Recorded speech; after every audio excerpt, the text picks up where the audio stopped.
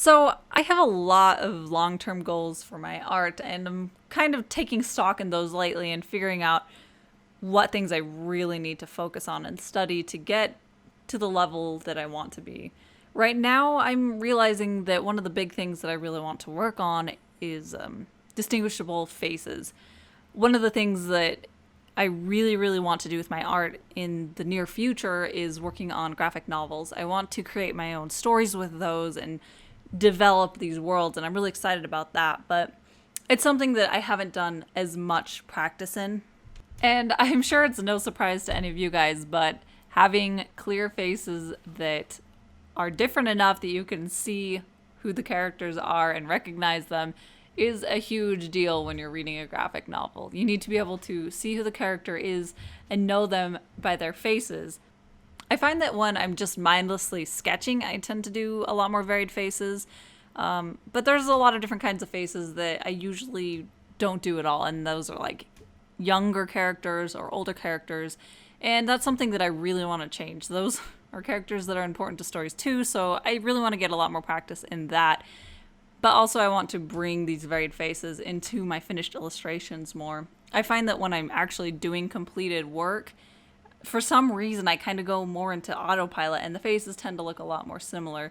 So that's what I'm trying to work through right now, is really figure out a distinctive style and look that I want to get and to be able to bring that through into my finished work.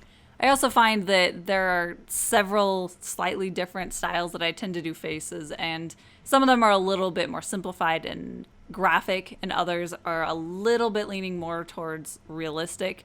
And that's kind of what I'm trying to work through right now, is that I am working on designing out a project and doing the visual development side of it. So I'm really wanting to work that out so that I can have a consistent look for the piece and make sure that all the characters, while they look different, they all come together and look cohesive as one group of people and one visual story.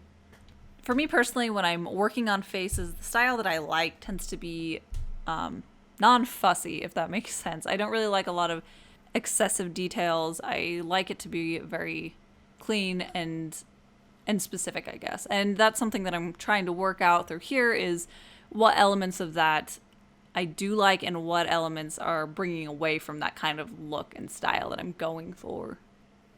One of the specific facial features that I've really been working on for quite a while now, and I haven't really been able to settle exactly how I want to show it, is the iris and the pupil.